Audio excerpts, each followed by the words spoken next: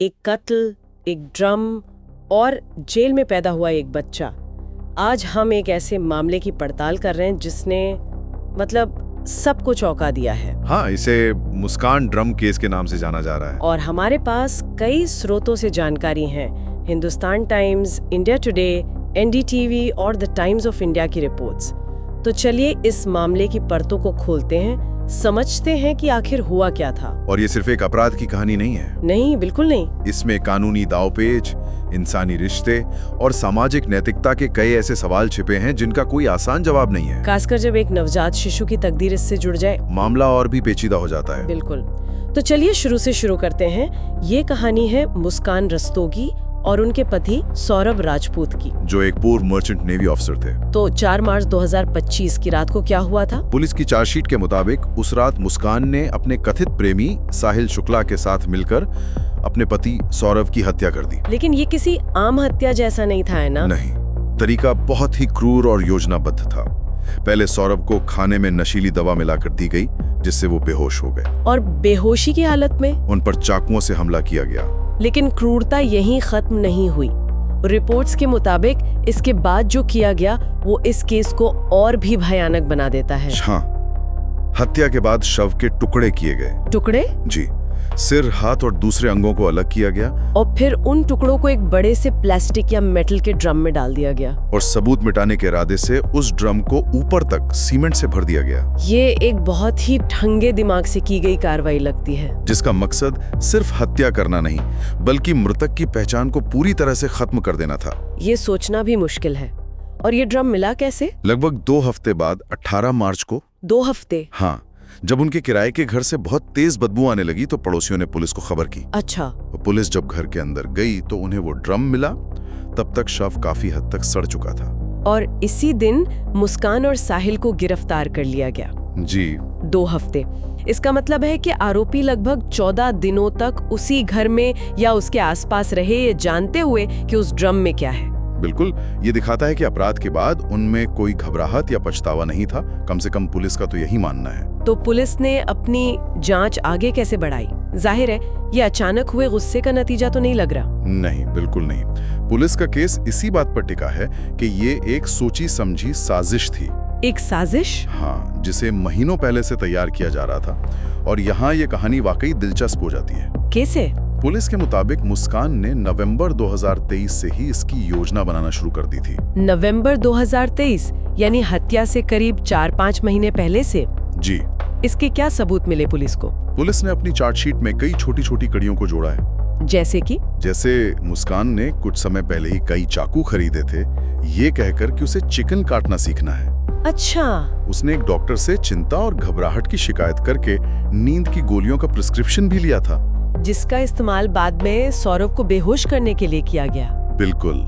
ये सब देखने में छोटी बातें लगती हैं, लेकिन जब आप इन्हें एक साथ रखते हैं तो एक साजिश की तस्वीर साफ नजर आती है। तो पुलिस के अनुसार इस साजिश की मास्टरमाइंड मुस्कान थी? हाँ, पुलिस का आरोप यही है। उनका कहना है कि इस पूरे अपराध की योजना सिर्फ मुस्कान ने बनाई थी। और साहिल? और उसने साहिल को इसमें शामिल करने के लिए उसे दिमागी तौर पर इस्तेमाल किया, जिसे हम साइकोलॉजिकल मैनिपुलेशन कहते हैं। Psychological manipulation? एक मिनट, मुझे समझने में मुश्किल हो रही है। किसी को हत्या जैसे अपराध के लिए दिमागी तौर पर कैसे इस्तेमाल किया जा सकता है? और जिस तरीके से यह किया गया वो इस केस को किसी भी क्राइम थ्रिलर से ज्यादा अजीब बना देता है। मतलब? के मुताबिक मुस्कान ने स्नैपचैट पर एक नकली प्रोफाइल बनाई। स्नैपचैट पे? हाँ, ये प्रोफाइल उसने साहिल की मृत माँ के नाम से बनाई थी। क्या? अपनी मृत माँ की? ये कैसे मुमकिन है? कोई कैसे यकीन कर सकता है? और वो उसी नकली प्रोफाइल से साहिल को संदेश भेजती थी, उसकी माँ बनकर उसे हत्या में मदद करने के लिए उकसाती थी।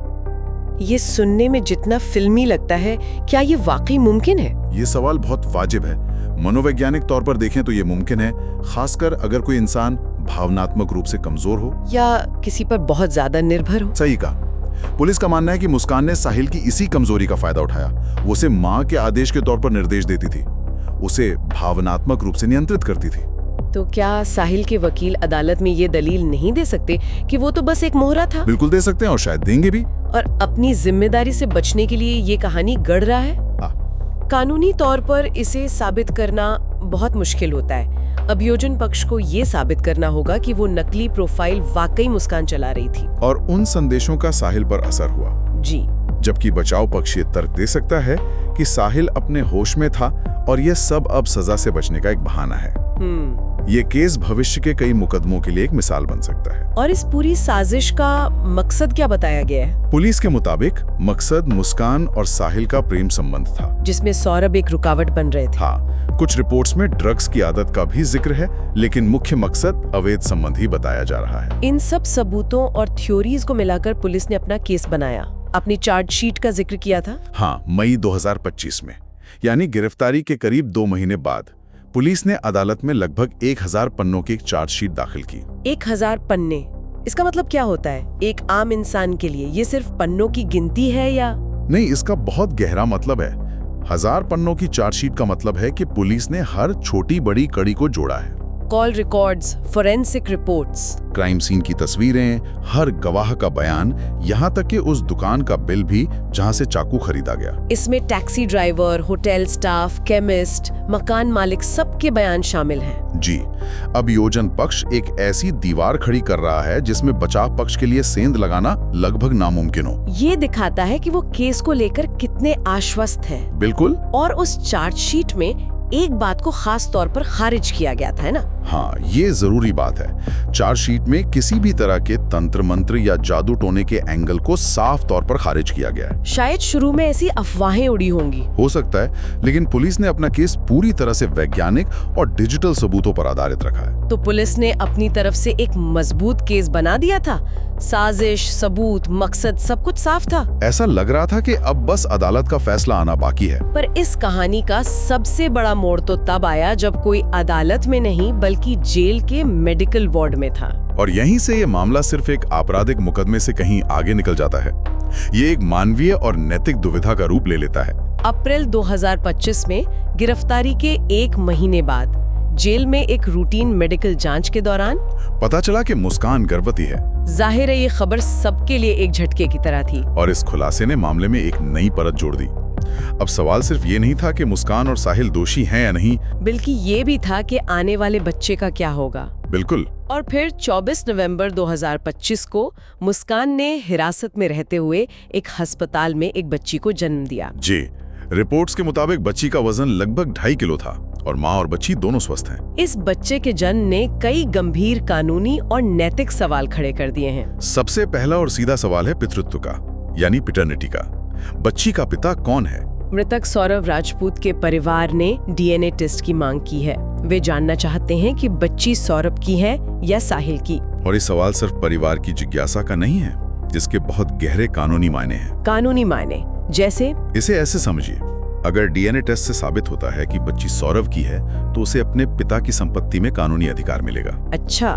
सौरभ के परिवार की भी उस पर एक नैतिक और शायद कानूनी जिम्मेदारी बनेगी। और अगर बच्ची साहिल की निकलती है तो स्थिति बिल्कुल अलग हो जाएगी। तब उसका कानूनी रिश्ता एक ऐसे व्यक्ति से जुड़ेगा जो खुद उसी हत्या का सह आरोपी है। बच्चे की पहचान, उसकी विरासत, सब कुछ इस एक सवाल के जवाब पर टिका है। जी। तो जब तक ये फैसला नहीं होता उस बच्ची का क्या होगा, उसका भविष्य क्या है? फिलहाल जेल के नियम लागू होते हैं और भारत में जेल के नियम कहते हैं कि एक नवजात बच्चा 6 साल की उम्र तक अपनी माँ के साथ जेल में रह सकता है। 6 साल तक जेल में? लेकिन क्यों?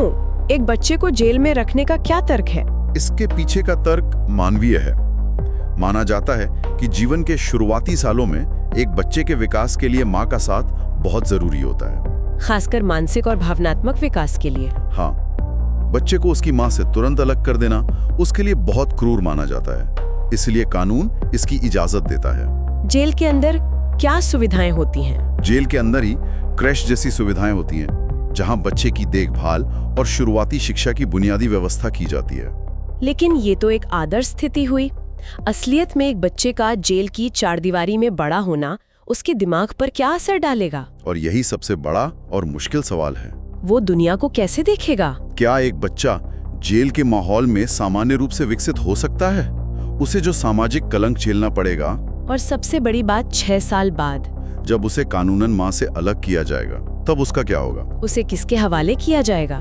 क्या सौरभ का परिवार उसे अपनाएगा या उसे किसी बालगृह में भेज दिया जाएगा? ये मामला अब सिर्फ एक अपराध के मुकदमे तक सीमित नहीं रहा, बल्कि एक बच्चे के अधिकारों और कल्याण की लड़ाई बन गया है। तो इसका कुल मतलब क्या है? चलिए इसे समेटते हैं। हमारे सामने एक क्रूर और सोची समझी हत्या की कहानी है। एक जटिल जांच है जिसमें एक महिला को मुख्य साजिशकर्ता के रूप में पेश किया गया है, जिसने कथित तौर पर अपने प्रेमी को दिमागी तौर पर हेरफेर करके अपराध में शामिल किया। और इन सब के बीच एक नवजात बच्ची है जिसका भविष्य अनिश्चितता में डूबा हुआ है। ये मामला दिखाता है कि कैसे एक अपराध की कहानी समय के साथ विकसित होती है। जी, जो पहले सिर्फ हत्या और धोखे का मामला लग रहा था, अब वो एक मासूम बच्चे के भविष्य की बहस में बदल गया। अदालत आरोपियों को उनके किए की सजा देगी, लेकिन उस बच्ची का क्या जिसने कोई अपराध नहीं किया? बिल्कुल, और ये न्याय प्रणाली के लिए भी एक चुनौती है। कैसे? इसे ऐसे समझिए, न्याय का तराजू अपराधी को सजा देने के लिए होता है, लेकिन यहाँ उस तराजू के एक पलड़े पर अपराध है और दूसरे पर एक मासूम बच्चे का भविष्य। आप संतुलन कैसे बनाएंगे? इस केस का फैसला जो भी हो, इस बच्ची की परवरिश और पहचान को लेकर सवाल लंबे समय तक बने रहेंगे। ये एक ऐसा सवाल है जिसका जवाब कानून की किताबों में नहीं मिलता। ये समाज के तौर पर हमारी परीक्षा है। यहाँ एक विचार सोचने के लिए है। जब न्याय प्रणाली किसी जघन्य अपराध के लिए सजा तय करती है, तो उस प्रक्रिया के बीच पैदा हुए एक बेगुनाह बच्चे के प्रति समाज की क्या जिम्मेदारी होनी चाहिए? क्या उसकी परवरिश की जिम्मेदारी सिर्फ परिवार की है, या पूरे सिस्टम को उसके भविष्य के बारे में सोचना चाहिए?